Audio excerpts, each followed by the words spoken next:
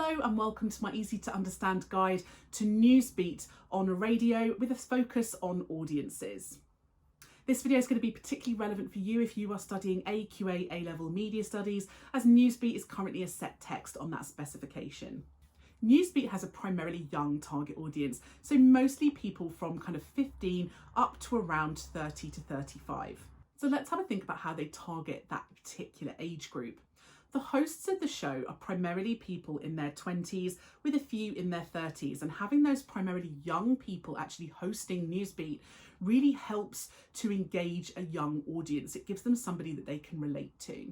The hosts of the show, the presenters, try and present things in reasonably simple, easy to understand ways. So lots of chunked information, quite simple headlines and explanations. And that includes those particularly complex stories that come out about things like politics, climate change, finance. So they really try and explain it in a way that young people can actually access that information. They focus on the news show on aspects of things like celebrities, that element of elite people in terms of news values. So lots of stories about celebrities and other famous people, and that helps to make it more appealing too. They cover a variety of content, not just kind of mainstream news. They also look at entertainment news, sports news, for example. They even cover gaming and the issues that are going on within the gaming industry. They do focus a lot on issues that affect young people. So for example, they always do a story every results day about what's going on in terms of GCSE and A-level results, because they know that a lot of young people are going to be interested in hearing about that. Young people often quite like to be active audiences and they like to get involved, and so Newsbeat actually has to offer some interactive content. So for example, on the BBC website, they actually invite young audiences to submit their own ideas for stories and content. They invite people on social media to comment and like and share and to take part in things like polls and advice and Q&A sessions. So trying to engage audiences through the use of interactive content. Obviously, the hope is that these audiences are going to take the preferred reading, but some audiences are going to take the negotiated and oppositional reading because you can't please everybody. There are some audiences who comment on social media that they don't like the show, that they think the news is dumbed down because there is this assumption that young people won't understand more complex news. And some audiences really don't like that. Some audiences are less liberal and don't like the fact that some of the content seems to be targeted at more kind of left-wing liberal young people. And so some people don't really like the political ideologies of some of the stories. Newsbeat's bulletins are very short, 2 to 3 minutes really max, and that is because unfortunately the assumption is that young people just don't have the attention span for anything longer, so keeping the bulletins very short to try and engage young audiences. Newsbeat is broadcast on BBC Radio across 3 different stations. So the first station it's on is BBC Radio 1. Radio 1 has a target audience of around 15 to 25, 15 to 30-year-olds. So it's a great way of targeting young people.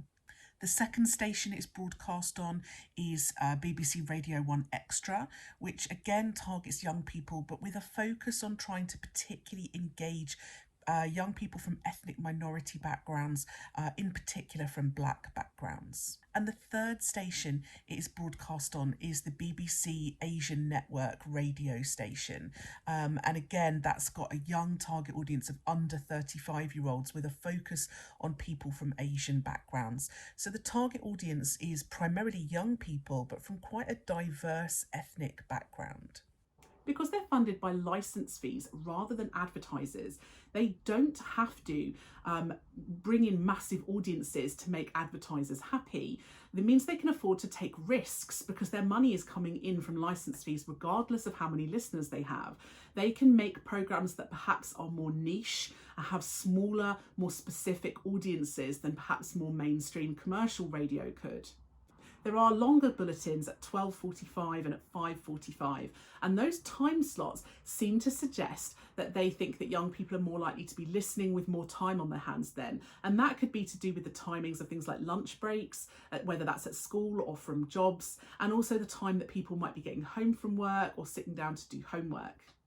There are less bulletins at the weekend, and that is because the understanding is that a lot of young people will be out socialising and they're not going to be listening to the radio at that time. If you miss a broadcast, you can catch up with it on BBC Sounds. So this idea that you can catch up at any time reflects the increasing popularity of audiences wanting content on demand and not really wanting to fit into a particular schedule. The BBC are trying to think about targeting a wider, more global audience. They already have the BBC World Service, which is a kind of channel that is used to target a more global audience and sell British BBC content to other countries. And at the moment, they're thinking of starting a kind of global version of Newsbeat on BBC World Service. So that's something later this year that might help to target a more global audience.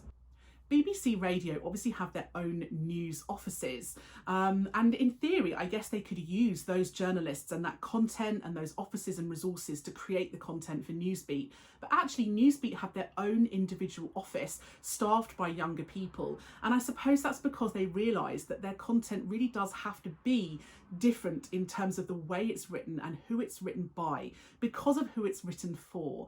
The BBC obviously have the facilities and resources to be able to do that. The BBC hope, I guess, that listening to Newsbeat on, BBC Radio 1 Extra and on the Asian network, etc., or listening to the Newsbeat bulletins online is going to be a way to try and direct those young audiences into the rest of the BBC radio channels as they get older, kind of graduating them on to the mainstream news programmes and to the other content on the radio stations. If you want to keep that audience, and don't forget, a lot of audiences now, that particularly younger audiences, aren't listening to the radio anymore. So trying to get them involved with short, simple, easy to understand news bulletins in the hope that as those audiences get older, they will stick with the BBC brand. So that was my easy to understand guide to BBC's Newsbeat programme and audiences. Don't forget to check out my channel for other videos about Newsbeat and the rest of the A-level Media Studies set texts. If you have any comments or questions, or you would like a specific video, please leave a little comment below and I will see what I can do.